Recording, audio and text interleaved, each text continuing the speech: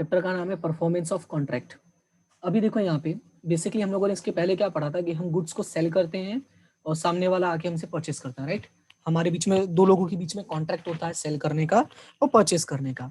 अब इसमें हमारा जो ये है कि परफॉर्मेंस ऑफ कॉन्ट्रैक्ट, यानी जो हमने कॉन्ट्रैक्ट किया है सेल का, उसका परफॉर्मेंस कैसे करना है, उसको कंप्लीट कैसे करना है। तो बेसिकली सिचुएशन कैसा होता है कि जब भी हम कोई गुड्स सेल करते हैं, राइट, हम क्या करते हैं, कोई भी गुड्स को सेल करते हैं, तो इसमें दो चीजें होती हैं। एक तो होता है पोजीशन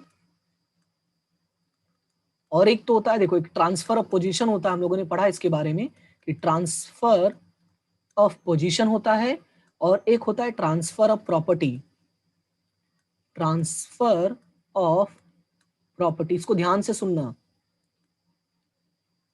ओके, पोजीशन का मतलब क्या है कि कोई चीज है जो मेरे पास थी अभी किसी और के पास है, वो हो गया पोजीशन। और प्रॉपर्टी का मतलब क्या होता है, इसको हम बोल सकते हैं ऑनरशिप। इसको हम क्या बोल सकते हैं, ऑनरशिप, कि ऑनरशिप ट्रांसफर हो गया है। याद होगा हम लोगों ने पढ़ा था कि जब किसी भी गुड्स में ऑनरशिप ट्रांसफर होता है तो ऑनरशिप के साथ ही साथ, उसके साथ ही साथ हमारा क्या ट्रांसफर हो जाता है, ट्रांसफर ऑफ रिस्क। यानी कि जो मालिक बन गया रिस्क भी उसका हो गया, राइट। कि जो मालिक बन गया वो हो गया उसका रिस्क। लेकिन अभी हमें जो मेन पढ़ना है वो पढ़ना है हमें पोजीशन के बारे में, कि हम पोजीशन का मतलब यहाँ पे मैं बोल सकता हूँ डिलीवरी, कि हमने क्या प्रोडक्ट की डिलीवरी की है या नहीं की है, उसके बारे में। देखो, ट्रांसफर ऑफ प्रॉपर्टी, प्रॉपर्टी को ट्रांसफर करने के लिए या ऑनरशिप ट्रांसफर करने के लिए डिलीवरी हो ऐसा जरूरी नहीं है, लेकिन जैसे ही प्रॉपर्टी ट्रांसफर होता है वैसे ही रिस्क ट्रांसफर हो जाता है, राइट। तो इसका मतलब ये हुआ कि जो ये दोनों चीजें हैं वो दोनों चीजें क्या है, अलग अलग है। ट्रांसफर ऑफ पोजीशन अलग है एंड ट्रांसफर ऑफ प्रॉपर्टी दोनों क्या है, अलग अलग है। अब यहाँ पे थोड़ा हम समझते हैं कि डिलीवरी का मतलब क्या होता है। जैसे मैंने कहा कि पोजीशन देने के लिए हमें क्या करना पड़ेगा, उस चीज की डिलीवरी करनी पड़ेगी। जैसे कि मान लो मेरे पास एक मोबाइल है, आईफोन 11 है, ठीक है। ऐसा समझो कि आईफोन 11 है, या जो भी समझना चाहो, आईफोन 12 समझ लो, लेटेस्ट पीस। मेरे पास आईफोन 12 है, राइट ना, वो मेरे पास है। तो इसका मतलब क्या हुआ, उसका पोजीशन किसके पास है, मेरे पास है। लेकिन मान लो कि वो फोन जो है वो मेरे भाई का है, ओके। तो ऑनर कौन है, ऑनर है मेरा भाई, ठीक है। तो यहाँ पे मैं लिख देता हूँ ब्रदर, कि ऑनर कौन है, मेरा ब्रदर। तो अगर मुझे उसको गुड्स देना है तो मुझे क्या करना पड़ेगा, ये गुड्स को मुझे डिलीवर करना पड़ेगा अपने भाई के पास, राइट। तो यहाँ पे यही हमें सीखना है कि डिलीवर कैसे करना होता है और डिलीवर का मतलब क्या होता है, डिलीवरी का मतलब क्या होता है। तो यहाँ पे लिखा हुआ है डिलीवरी का मतलब कि delivery means denotes a voluntary transfer of position from one person to another person. Okay, क्या लिखा हुआ है कि denotes a voluntary transfer of position from one person to another person। देखो इसमें जो मेन वर्ड है वो ये है वॉलेंटरी। क्या है कि वॉलेंटरी ट्रांसफर होना बहुत जरूरी है। एक मैं सिंपल सा एग्जांपल देता हूं। जैसे कि मान लो मेरा मोबाइल यहाँ पे ऐसे टेबल पे रखा हुआ है, ठीक है। मेरा फोन ऐसे है, टेबल पे रखा हुआ है इस पे। और मान लो कि मान लो कि मिस्टर ए नाम का कोई व्यक्ति है, पर्सन है, ठीक है। मिस्टर ए नाम का पर्सन आया, ये मोबाइल लेके चला गया, और उसने क्या किया, ये जो फोन है वो मिस्टर सी को सेल कर दिया। किसको सेल कर दिया, मिस्टर सी को। तो अब देखो, अब मिस्टर सी मेरे पास आके बोलता है कि भाई तेरा फोन तो अभी मेरे पास आ गया, ठीक है, ट्रांसफर हो गया, पोजीशन मेरे पास आ गया, ओनरशिप मेरी हो गई। तो अब इसमें मेरा क्वेश्चन ये है, क्या ये फोन मैंने वॉलेंट्री ट्रांसफर किया है। वॉलेंट्री का मतलब होता है अपनी इच्छा से ट्रांसफर करना, राइट। किसी प्रकार की जोर जबरदस्ती नहीं है। और हम लोग को पता है अगर कहीं भी जोर जबरदस्ती आया तो वो चीज ट्रांसफर होता है वो क्या होता है, इनवैलिड हो जाता है, राइट। हम लोगों ने पढ़ा इसके बारे में कि कोई भी अगर वॉलेंट्री ट्रांसफर नहीं है तो वो चीजें क्या हो जाएंगी, इनवैलिड हो जाएंगी। इट मींस कि अगर ये फोन है तो फोन अगर मैंने ट्रांसफर नहीं किया तो वो क्या हो जाएगा, इनवैलिड हो जाएगा। प्लस ये जो मिस्टर ए है, ये फोन तो इसका था ही नहीं ना। और जब ये फोन इसका था ही नहीं तो ये सेल कैसे कर सकता है, राइट। क्योंकि हम लोगों ने एक लाइन पढ़ा था, अगर याद होगा तो उसमें हम लोगों ने क्या पढ़ा था, the seller can not transfer better title to the buyer than he himself has. याद होगा हम लोगों ने एक लाइन पढ़ी थी, the seller can not transfer better title to the buyer than he himself has. मतलब ये है कि जिसके पास खुद के पास टाइटल नहीं है वो क्या किसी और के पास टाइटल ट्रांसफर करेगा। जैसे कि चोर जो है, अगर कोई चोर है अगर किसी प्रोडक्ट को सेल करता है तो वो तो खुद सेल कर ही नहीं सकता, क्योंकि वो प्रोडक्ट तो उसका था ही नहीं। तो जो चीज किसी का है नहीं वो तो सेल कर ही नहीं सकता है, राइट। तो इसी वजह से यहाँ पे हमें क्या समझना है कि जो ट्रांसफर होना चाहिए यानी जो डिलीवरी होना चाहिए वो कैसा होना चाहिए, वॉलंटियरी होना चाहिए। क्लियर है इतना? अब उसके बाद आगे देखो यहाँ पे लिखा एक डेफिनेशन दिया गया है, delivery as a voluntary disposition in favour of another. क्या लिखा हुआ है, delivery in disposition of in favour of another. मतलब ये है कि तुमने जो डिस्पोजिशन किया है, मतलब कि जो पहले तुम्हारे पास था वो किसी और के पास चला गया है, वो क्या किया है, वॉलंटरी किया हुआ है और किसी और के फेवर में किया हुआ है, इन फेवर ऑफ अदर। अब इसके बारे में यहाँ पे कुछ बातें लिखी गई हैं कि मतलब क्या हुआ, कि डिलीवरी का मतलब क्या क्या चीजें हम लोग को समझना जरूरी है डिलीवरी में। तो पहला चीज इसमें लिखा हुआ है, देखो इसका जो रूल है वो है एज पर सेक्शन 33 है, वो अगर याद रखना चाहो तो कर लो, ठीक है, इतना इंपॉर्टेंट नहीं है हमारे लिए बीकॉम के लिए, राइट। अदर्स जो होते हैं सीए या सीएमए की पढ़ाई करते हैं उनके लिए, फाउंडेशंस वालों के लिए इंपॉर्टेंट होता है, हमारे लिए इतना इंपॉर्टेंट नहीं है। लेकिन अगर याद करना चाहो तो याद कर सकते हो कि डिलीवरी ऑफ गुड्स सोल्ड में बी मेड बाय, ये सेक्शन नंबर 33 में बताया, डेफिनेशन दिया है। क्या बोला है यहाँ पे, doing anything which the parties agree shall be treated as a delivery. यानी कुछ ऐसा तुमने किया है दूसरी पार्टी के लिए, क्या ऐसा किया है, which has the effect of putting the goods in the position of the buyer. यानी कि मैं यहाँ पे इसको समझाता हूं कि तुमने क्या किया है, कुछ ऐसा एक्टिविटी किया है, राइट, तुमने कुछ ऐसा एक्टिविटी किया है that should be treated as a delivery. अब वो कैसा एक्टिविटी होगा, that will effect the putting the goods in the position of the buyer. मतलब तुमने कोई ऐसी एक्टिविटी की जिसकी वजह से जो पोजीशन है वो किसके हाथ में चला गया है, बायर के हाथ में चला गया, that will be treated as a delivery. और एक चीज और इसमें याद रखना है, of any person authorised to hold them on his behalf. या तो तुमने खुद किया है या तो किसी ऐसे पर्सन ने who was authorised to hold them on his behalf. या तो तुमने खुद किया है या तो किसी ऐसे अदर पर्सन ने जो ऑथराइज्ड था। यानी अगर कोई चोर आता है मेरे दुकान में से मेरा सामान चोरी करके किसी को सेल कर देता है तो वो ऑथराइज नहीं है। लेकिन मान लो दुकान में हम दो लोग काम करते हैं, मैं और मेरा भाई, ठीक है, मैंने सेल नहीं किया, मेरे भाई ने सेल किया, तो he is the one who has been authorised by me, right.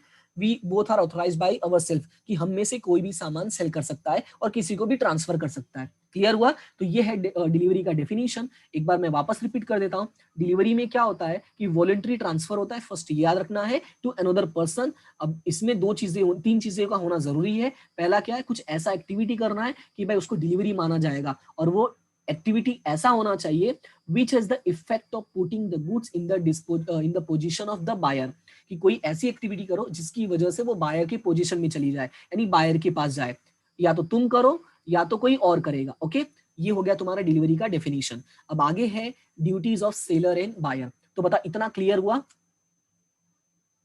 समझते हैं delivery duties of seller and buyer. देखो, अब अगर मैं नॉर्मल बात करता हूँ कि ड्यूटीज क्या होती है, तो ऐसे समझो, अगर मैं दुकान में जाता हूँ बीइंग अ बायर, ठीक है, मैं मान लो किसी भी दुकान में जाता हूँ, चलो तुम लोग का एग्जांपल लेता हूँ कि तुम लोग पानी पूरी खाने जाते हो, ठीक है, तुम लोग क्या गए, पानी पूरी खाने गए, गोलगप्पे जिसको हम लोग बोलते हैं, ऐसे 5 प्लेट में है, ऐसे समझ लो, गोलगप्पे खाने गए, यानी तुम कौन हो, बायर हो, और सामने वाला क्या है, सेलर है।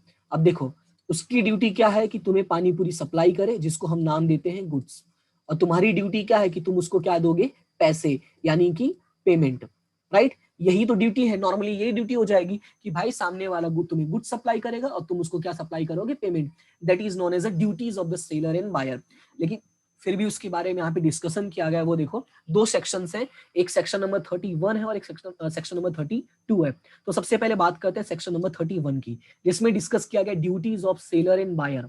यहाँ पे duties of seller and buyer, तो यहाँ पे जो सबसे पहले वो ड्यूटीज क्या है वो देखो, it is the duty of the seller to deliver goods and, अब ध्यान से सुनना, it is the duty of seller to deliver goods and of the buyer. अब बायर की ड्यूटी क्या है, तो बायर की ड्यूटी के लिए मैं कलर चेंज कर देता हूं, and of the buyer to accept.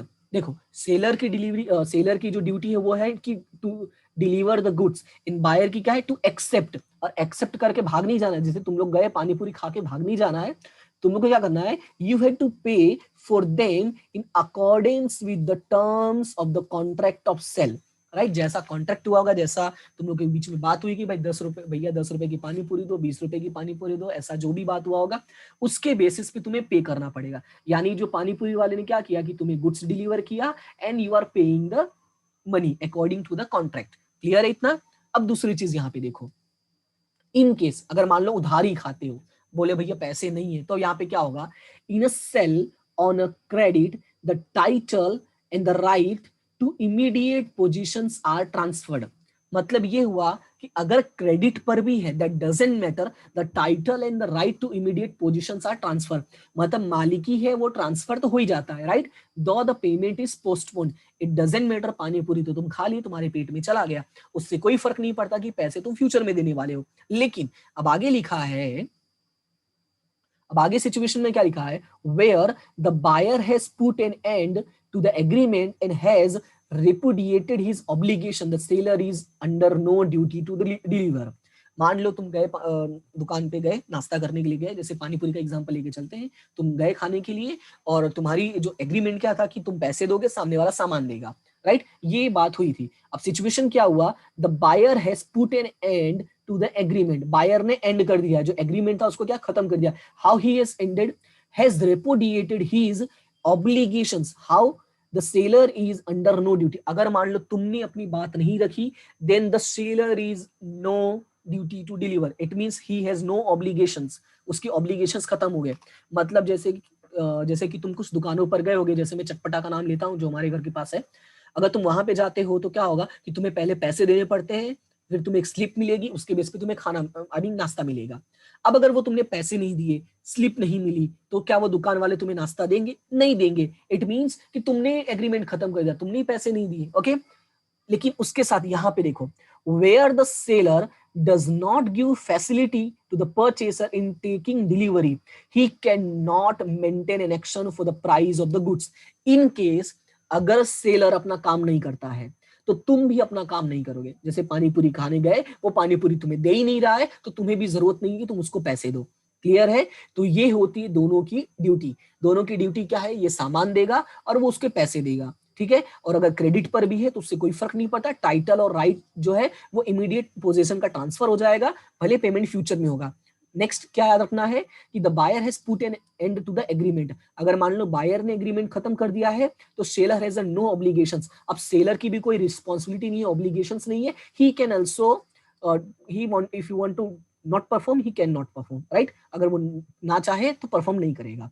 And उसके बाद where the seller does not give facility to the purchaser in taking delivery। अगर मान लो सेलर ने परफॉर्म नहीं किया, यहाँ पे बोला है परचेसर ने, यानी कि यहाँ पे बोला है परचेसर। परचेसर का मतलब यहाँ पे मैं बोल देता हूँ कि यहाँ पे बायर ने परफॉर्म नहीं किया है और यहाँ पे सेलर ने परफॉर्म नहीं किया। अगर बायर ने परफॉर्म नहीं किया तो सेलर नहीं करेगा, अगर सेलर ने परफॉर्म नहीं किया है तो बायर की भी ड्यूटी नहीं है कि वो परफॉर्म करे, वो भी चाहे तो कैंसिल कर सकता है। क्लियर है? ये हो गया ड्यूटीज के बारे में। अब यहाँ पे एक और लिखा है सेक्शन 32, एक चीज लिखा है, the payment and delivery are concurrent condition. ध्यान से समझना इस बात को, the payment and delivery are concurrent condition. Concurrent का मतलब क्या है कि दोनों चीजों का साथ में होना जरूरी है। क्यों? देखो, unless otherwise agreed, delivery of the goods and payment of the price are concurrent condition। in case unless otherwise agreed, अगर बात नहीं हुई है, ठीक है, अगर जैसे मान लो कि मेरे और तुम्हारे बीच में कॉन्ट्रैक्ट हुआ और मैंने तुम्हें बोला कि मैं तुम्हें गुड्स सप्लाई कर दूंगा और तुम मुझे 2 महीने बाद पेमेंट करो, अगर ये बात नहीं हुई है, except in this condition the delivery of the goods and the payment the price, right, are concurrent condition. तो एक हाथ से तुम पैसे दोगे और एक हाथ से मैं सामान दूंगा, ये होता है सिचुएशन। अगर बात कोई कंडीशन बीच में ना हो तो, अनलेस अदरवाइज एग्रीड, राइट। अगर बीच में कोई और बात है तो बात अलग है। नाउ दैट इज टू से, मतलब इसका क्या है, the seller shall be ready and willing to give position, यानी सेलर रेडी भी होना चाहिए और विलिंग भी होना चाहिए to give the position of the goods to the buyer in exchange for the price, यानी पैसे के बदले में वो गुड्स की जो पोजीशन है वो ट्रांसफर कर देगा। And the buyer shall be ready and willing to pay the price in exchange for the position of the goods. और साथ में यहाँ पे ये भी लिखा है the buyer shall be ready, यानी कि ये जो सेकंड पॉइंट है वो किसके लिए कंसीडर किया हुआ है, बायर के लिए, कि भाई बायर का भी भाई ये कंपलसरी है कि वो भी चीजों को कंप्लीट करे। क्लियर इतना? तो ये था हमारा दो ड्यूटीज। ड्यूटीज यहाँ पे क्या है, पहले में लिखा है duties of the seller and buyer, दोनों की ड्यूटी एक्सप्लेन किया है। उसके बाद हमारा है कंकरेंट कंडीशन। कंकरेंट कंडीशन का मतलब कि दोनों चीजें साथ में होंगी, गुड्स की डिलीवरी और पेमेंट दोनों साथ में होंगे, यानी ट्रांसफर ऑफ सॉरी पोजीशन जो है वो और प्राइस दोनों क्या है, हमेशा कंकरेंट है, मतलब दोनों साथ में है। अगर मान लो एक ने नहीं किया तो दूसरा भी नहीं करेगा तो चलेगा, राइट। अब यहाँ पे जो नेक्स्ट टॉपिक है टाइप्स ऑफ डिलीवरी, छोटा सा क्वेश्चन आता है एग्जाम में, शॉर्ट क्वेश्चन, कि टाइप्स ऑफ डिलीवरी, जिसमें पहला है एक्चुअल डिलीवरी, कि यानी तुम डिलीवरी कितने तरीके से कर सकते हो, कैसे कैसे कर सकते हो। तो जो पहला पॉइंट है वो है actual delivery. What is the actual delivery, वो समझो।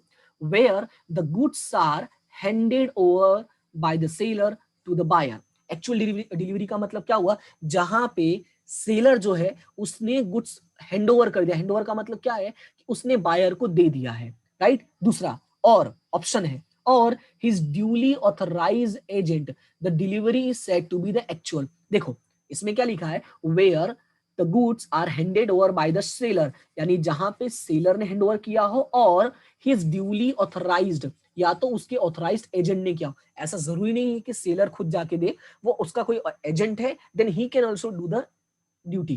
क्लियर है इतना? जैसे कि एग्जांपल में लिखा हुआ है, A in England orders 100 bales of cotton from B a merchant in Bombay. अब ध्यान से समझना, एक एग्जांपल दिया हुआ है, तुम्हारे बुक का ही है एग्जांपल। क्या लिखा, ए इन इंग्लैंड, इंग्लैंड का रहने वाला, उसने क्या किया, 100 बेल्स ऑफ कॉटन ऑर्डर किया हुआ है। कहां से ऑर्डर किया है, बी के पास से। बी कहां रहता है, बॉम्बे में रहता है, राइट। मतलब मैं यहाँ पे से समझाता हूं कि ये हो गया ए और ये हो गया बी। नहीं ये थोड़ा अच्छा नहीं हुआ,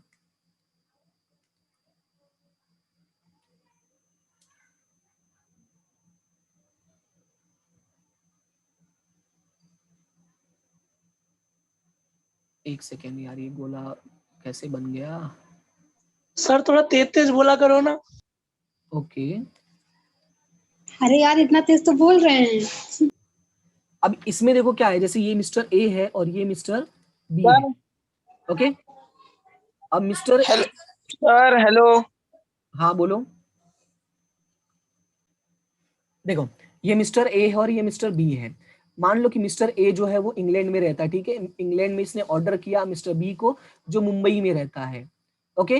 तो अभी यहाँ पे आगे सिचुएशन क्या लिखा है कि यहाँ पे and send his own ship, और साथ में मैंने, यानी मिस्टर ए जो है उसने क्या किया, एक शिप सेंड किया। इसने क्या सेंड किया है, शिप, ओके। इसने अपना शिप भेजा है बॉम्बे में कि इसी शिप में तुम भेजना। अभी जैसे ही मिस्टर बी इस शिप में अपना सामान रख देता है, जो गुड्स है वो जैसे ही उस शिप पर सामान रख देगा, उसको मान लेंगे हम एक्चुअल डिलीवरी, क्योंकि हमने अपना काम कर दिया, हमने डिलीवरी दे दिया है। अब बात करते हैं ड्यूली एजेंट वाला, ड्यूली ऑथराइज एजेंट वाला। अभी इसमें समझो, ड्यूली ऑथराइज एजेंट का मतलब क्या है, किसी अदर पर्सन को तुमने ऑथराइज्ड किया है जो तुम्हारा एजेंट की तरह वर्क कर रहा है। जैसे कि मान लो मैं हूं, ठीक है, मैं एक सेलर हूं। इनकेस मैंने तुमने मुझे ऑर्डर दिया था सामान का, मेरे पास सामान नहीं लेकिन मेरे एजेंट के पास है, मान लो वो सचिन में रहता है, ठीक है। तो मैंने उसको बोला कि तुम सामान पहुंचा देना, ओके। मैंने जो सचिन मेरा एजेंट रहता है मैंने उसको बोला, तो अगर वो पहुंचा देता है तो भी डिलीवरी माना जाएगा, राइट। ऐसा कंपलसरी नहीं है कि डिलीवरी मैं ही करूं, राइट, मेरा कोई एजेंट भी कर सकता है।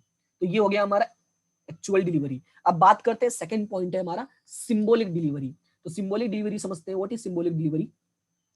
Where goods are such that the physical position of the goods may not be possible owing to its size, volume, etc. The delivery may be symbolic via handling over a key of car. इसको भी ध्यान से समझो, इसमें क्या होगा। Example में इसका देता हूं तो बेटर समझ में आएगा। जैसे कि इसमें क्या लिखा हुआ है, where goods are such that, where goods are such that the physical position of the goods may not be possible। मतलब ये हुआ कि जो गुड्स का फिजिकल पोजीशन पॉसिबल नहीं है, मतलब गुड्स को ट्रांसफर करना पॉसिबल नहीं है। अब ऐसा नहीं कि मैं जेब में उठा के ले चलूं या ऐसे किसी गाड़ी में भर के ले चलूं। मान लो बहुत बड़ी मशीन है, ठीक है, बहुत जैसे जो कंपनियों में यूज करते हैं ना एम्ब्रॉयडरी मशीन, मान लो कोई वैसी मशीन से बहुत बड़ी बड़ी मशीन, राइट। तो अब प्रॉब्लम क्या है, वो ट्रांसफर हम जेब में कर नहीं सकते, ऐसे नहीं कर सकते। तो यहाँ पे सिचुएशन क्या है, वहां पे हम सिंबॉलिक डिलीवरी यूज करेंगे। अब वो कैसे होगा वो समझो। जैसे यहाँ पे एग्जांपल लिखा है, A sells to B certain specific goods which are locked up in a godown.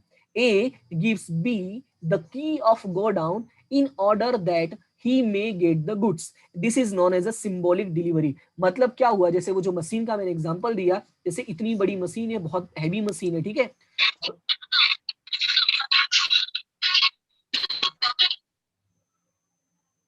देखो यार ये एक्स्ट्रा है ना, वॉइस नहीं करो तुम लोग क्योंकि डिस्टर्ब होता है क्लास में, ओके।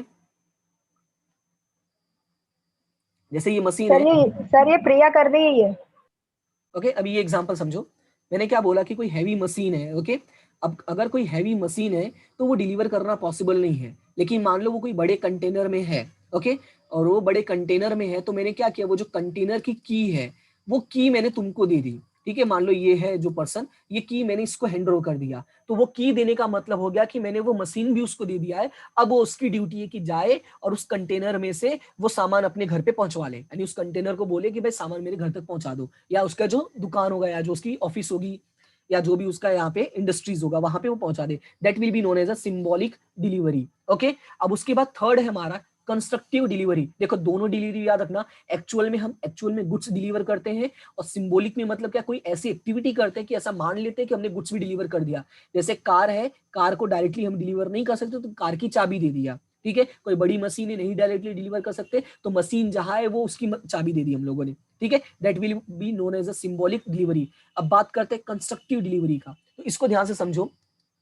यहां पे लिखा है the transfer of goods can be done even when the transfer is affected without the change in the position or custody of the goods। मतलब क्या है कि even without change in the position और custody, बिना custody change किए भी हो सकता है। यहां पे देखो क्या लिखा है, for example a case of delivery by the attornment और acknowledgement will be a constructive delivery. मान लो एग्जाम्पल पढ़ते हैं तो ज्यादा समझ में आएगा। Where before sale the goods are in a position of warehouse as a bailee for the seller, and after the sales he agrees to hold them as a bailey for the buyer। तो इसको मैं समझाता हूं तो better समझ में आएगा। जैसे कि मान लो ये है मिस्टर ए, ये है मिस्टर ए, और ये है मिस्टर बी, और यहां पे है mister C, right. Mister A और मिस्टर सी के बीच में कॉन्ट्रैक्ट हुआ, मिस्टर ए और सी के बीच में कॉन्ट्रैक्ट हुआ गुड्स सेल करने का, ओके। तो मिस्टर ए और सी के बीच में हुआ, यानी मिस्टर ए ने बोला मिस्टर सी से कि भाई मुझे गुड्स दे दो, तो मिस्टर सी ने क्या बोला, वो गुड्स मेरे पास नहीं है, वो मिस्टर बी के गोडाउन में रखा, क्योंकि मेरे यहाँ पे जगह नहीं था तो मैंने मिस्टर बी के पास रखा हुआ है। यानी मिस्टर बी है, इसका खुद का गोडाउन है, ओके, और ये गोडाउन भाड़े से देता है, तो मिस्टर सी ने अपना सामान इसके पास रखा हुआ है। अभी ध्यान से समझो, अभी मेरे पास ऑप्शन क्या है कि मैंने जो डॉक्यूमेंट था, ओके, क्या था, जो डॉक्यूमेंट था वो मैंने मिस्टर ए को दे दिया, यानी ये जो सी है उसने मिस्टर ए को डॉक्यूमेंट दे दिया। अब वो सी को फोन करके बोलेगा कि भाई सामान जो है वो मैंने बेच दिया है, और वो किसको मैंने बेच दिया है, मिस्टर ए को। यानी मिस्टर ए जब भी जाएगा मिस्टर बी के पास वो सामान परचेस कर सकता है, वहां से सामान उठा लेगा। That will be known as a constructive delivery. It means कि तुमने गुड्स एक्चुअल में डिलीवरी नहीं किया है, ना ही उसका कोई की दिया है, ना कुछ दिया है, वो सामान जहां है वही है, बस मालिक बदल गया, ठीक है। पहले मालिक कौन था, सी था, अभी मालिक कौन हो गया, ए हो गया, और मिस्टर बी ने फोन करके बोल दिया कि ठीक है सामान मेरे पास है, जब चाहिए होगा आके ले लेना, बस इतना ही होगा। क्लियर, इतना कंस्ट्रक्टिव डिलीवरी क्लियर हुआ सर हाँ बोलो। मैं वापस एग्जांपल दे देता हूँ यार, क्योंकि थोड़ा थोड़ा खिचड़ी हो गया कब। देखो थोड़ा जगह में, हाँ जगह है मेरे पास। देखो एक इधर है, एक इधर है, और एक यहाँ है, ठीक है। इन दोनों के बीच में कॉन्ट्रैक्ट हुआ, इसका नाम ए है, इसका नाम बी है, और इसका नाम सी है, ठीक है। मिस्टर ए और बी के बीच में कॉन्ट्रैक्ट हुआ था। मिस्टर ए बी के पास जाके क्या परचेस करने वाले थे, गुड्स। मैं मान लेता हूं 100 किलो चावल परचेस करने वाले, ठीक है। 100 KG rice, 100 KG rice purchase करने वाले थे, किसके पास से, मिस्टर बी के पास से। लेकिन मिस्टर बी के पास राइस नहीं था, तो जो मिस्टर बी का राइस था ना वो एक्चुअली कहाँ है, मिस्टर सी के पास है। यानी यहां पे लिख देता हूं कि बी का राइस सी के गोडाउन में है। बात समझ में आया, जो मिस्टर बी का राइस है वो कहाँ है, सी के गोडाउन में है। तो अब मिस्टर बी तो ए को सेल कर ही नहीं सकता है, लेकिन उसने क्या किया कि यहाँ पे अब कंस्ट्रक्टिव डिलीवरी की बात आई। मतलब ये हुआ कि मिस्टर बी जो है उसने सी को इन्फॉर्म कर दिया कि तुम्हें सेल कर देना है मिस्टर ए को। ओके, अभी मैंने वो गुड्स सेल कर दिया है और मिस्टर ए ने यहां से पैसे देके डॉक्यूमेंट ले लिया, जो भी ये 100 kg का डॉक्यूमेंट था या जो रसीद थी वो रसीद ले लिया और उसको पेमेंट कर दिया, राइट। यानी कि यहां से पेमेंट किया और यहां से उसकी जो रिसिप्ट मिल गई। अब मिस्टर सी ने मिस्टर ए को क्या किया, कॉल किया, फोन किया और बोला कि आपका जो सामान है वो भी मेरे पास है, ठीक है। मिस्टर सी ने क्या किया, मिस्टर ए को फोन किया और बोला सामान किसके पास है, मेरे पास है। ओके, सामान के बारे में, सामान मेरे पास है। अब देखो सिचुएशन क्या हुआ यहाँ पे कि ये जो गुड्स है, ये जो गुड्स है जहां है वहीं था, उसका कहीं कोई चेंज नहीं हुआ है। ओके, क्लियर है, ना ही यहाँ पे कोई की दिया है ना कुछ दिया, हमने सिर्फ क्या किया, डॉक्यूमेंट ट्रांसफर किया हुआ है और सामान तो उसी के पास है। किसके पास, जिसके पास था, सी के पास पहले भी था और अब भी है। बस अंतर इतना है, पहले वो किसके लिए पकड़ के बैठा था, बी के लिए, अब वो किसके लिए सामान लेगा, ए के लिए। अब उसकी जिम्मेदारी है कि वो जो सामान उसके पास है वो ए के है ऐसा समझे, ठीक है। वो किसका सामान है, अब ए का है, वो उसी तरह से समझ के देखभाल करेगा। पहले किसका था, बी का था, अभी वो किसका हो गया, बस ए का हो गया। तो इसको बोलते हैं हम कंस्ट्रक्टिव डिलीवरी। ओके, तो अभी बताओ कोई प्रॉब्लम, ठीक है। तो आज के लिए इतना ही, और कोई डाउट हो तो तुम लोग बता देना, कमेंट सेक्शन में बोल सकते हो। और बाकी जो हमारा नेक्स्ट टॉपिक है रूल्स रिगार्डिंग द डिलीवरी, जो हमारा नेक्स्ट टॉपिक रहेगा रूल्स रिगार्डिंग द डिलीवरी, ये हम नेक्स्ट क्लास में स्टार्ट करेंगे। ओके, तो मिलते हैं हम कल की क्लास में। Thank you so much and have a good day.